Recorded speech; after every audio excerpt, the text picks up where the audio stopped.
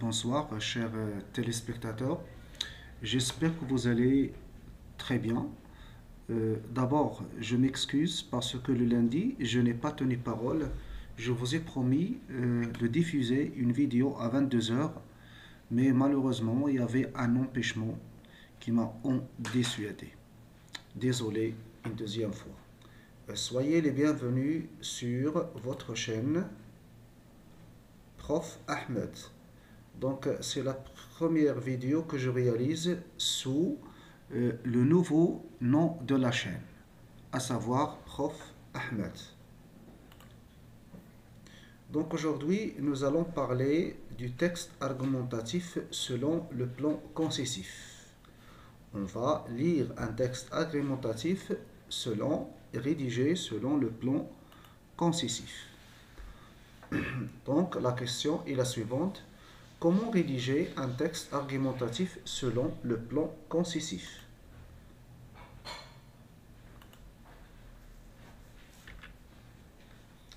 Alors, on commence par une introduction, bien sûr, là où on introduit le thème, la problématique, etc. Pour le plan, vous n'êtes pas obligé de le présenter, hein, d'accord, de l'annoncer. Le plan, c'est pour les niveaux à l'université, etc. D'accord? Après l'introduction, le développement. Donc, c'est le corps du sujet. Le développement, bien sûr, c'est dans le développement où apparaît le plan concessif. Quand je dis plan concessif, ça veut dire que je concède sur un point de vue, après je le réfute. Donc, je dis, certes, mais il est vrai, toutefois, il est indéniablement admis que, etc. Mais, donc, nous avons ici deux parties. La première partie, c'est celle de certes, et la deuxième, c'est celle de mais. Ça veut dire celle de la concession, et la deuxième, c'est la réfutation. Bien.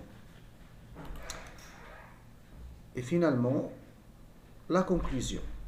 Donc, pour bien savoir comment produire un texte argumentatif selon non seulement le plan concessif, mais les autres plans, n'hésitez pas à revenir à cette même chaîne, la chaîne Prof Ahmed. Ah, donc ici, revenez à la chaîne Prof Ahmed pour apprendre comment rédiger.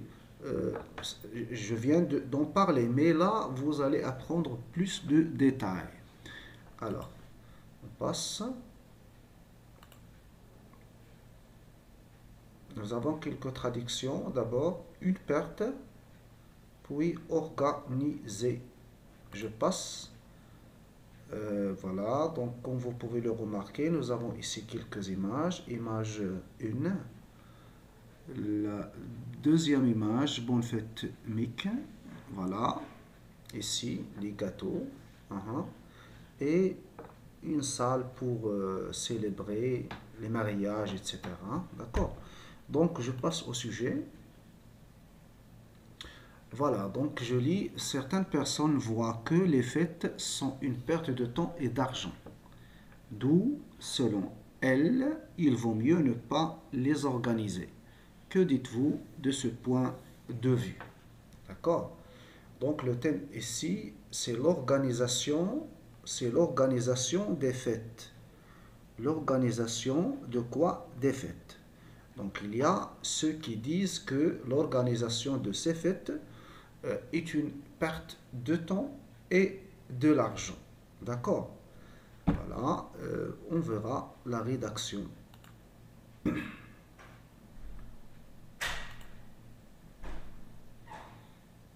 Avant de passer à l'introduction, voici quelques traductions. Encre, considérer, adhérer, jugement. Je passe à l'introduction. Donc, voici l'introduction. Il est bien connu que le sujet des fêtes est l'un des sujets qui ont fait couler beaucoup d'encre. Ce que veut dire que les gens parlent beaucoup de ce thème, de ce sujet. Le sujet, ça veut dire des fêtes. En relation avec ce sujet, certains considèrent les fêtes comme une perte de temps et d'argent. Alors, dans quelle mesure peut-on adhérer à ce jugement? Donc, je reviens aux traductions, d'accord? Encre, considérer, adhérer et jugement. Puis, on revient à l'introduction. Je relis l'introduction. Il est bien connu que le sujet des fêtes est l'un des sujets qui ont fait couler beaucoup d'encre. En relation avec ce sujet, certains considèrent les fêtes comme une perte de temps et d'argent. Alors, dans quelle mesure peut-on adhérer? Adhérer, ça veut dire être avec. Adhérer à ce jugement. On passe. Quelques traductions avant de passer au développement. Gaspiller, dépenses, impératifs, besoins fondamentaux. Certes, ça veut dire, il est vrai que certes, certaines fêtes sont une perte de temps et surtout de l'argent, car on y gaspille de folles dépenses et on leur consacre beaucoup de temps. Ne pas les organiser devient même impératif, vu qu'il y a des gens qui n'ont pas même de quoi payer leurs besoins fondamentaux. Bien.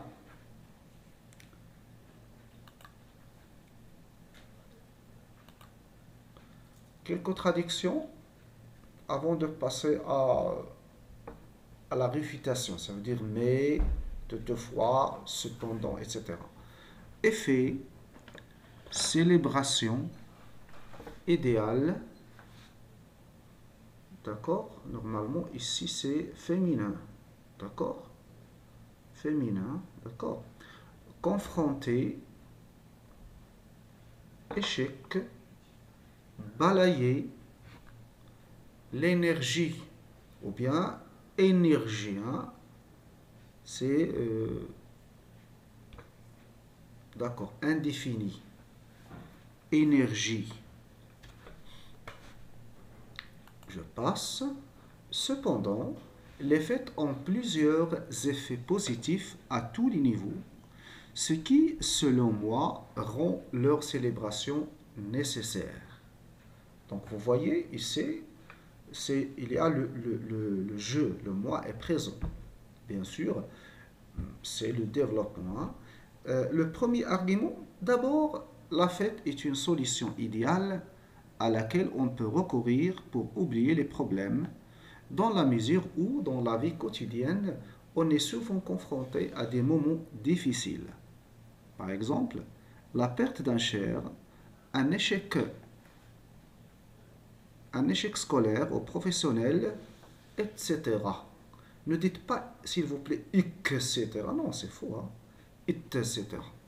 D'où la nécessité d'organiser une fête pour balayer ces problèmes et avoir de l'énergie positive et par suite continuer la vie normalement.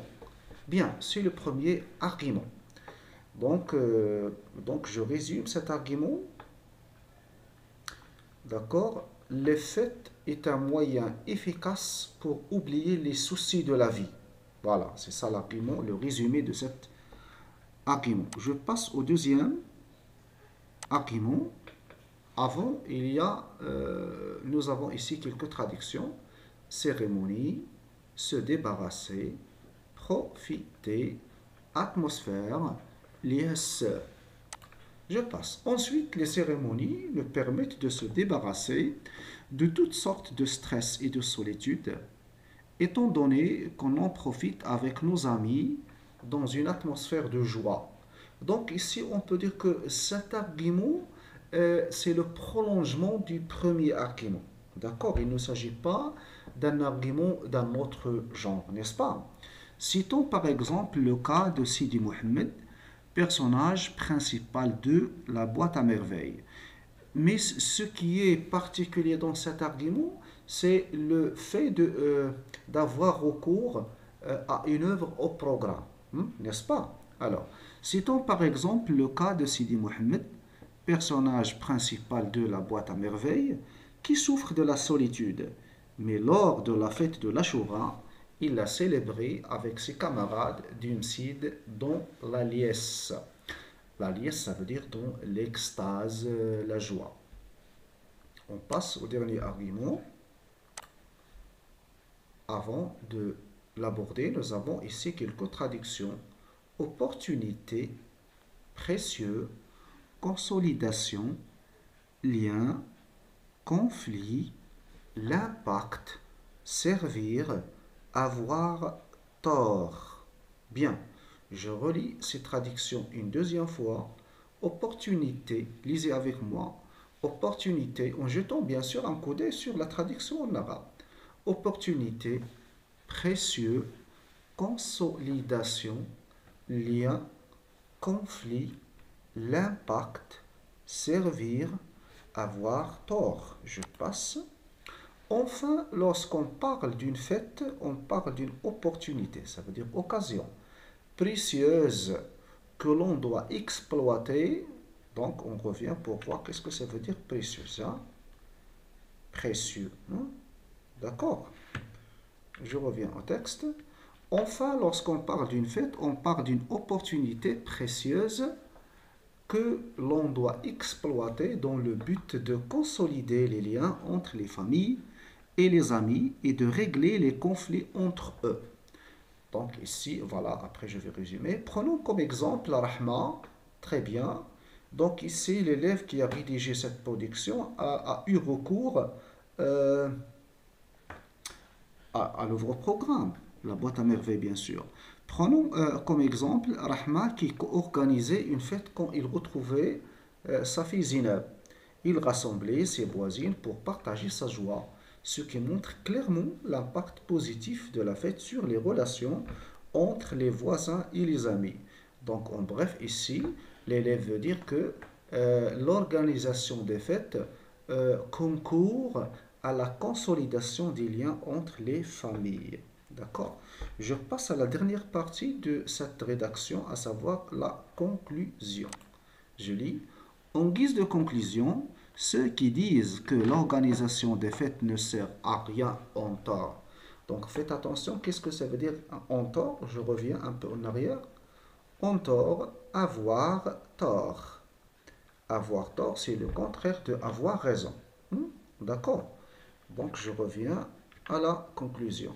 En guise de conclusion, ceux qui disent que l'organisation des fêtes ne sert à rien ont tort. Organisons alors tant de fêtes avec nos amis. Donc l'élève a fini sa production avec un appel. Hein? D'accord? Un appel. Organisons alors tant de fêtes, c'est-à-dire beaucoup de fêtes avec nos amis. Voilà mes amis, c'est la fin de cette vidéo. J'espère que vous avez bien saisi le sujet, également les arguments avancés par l'élève et que j'ai bien sûr un peu augmenté.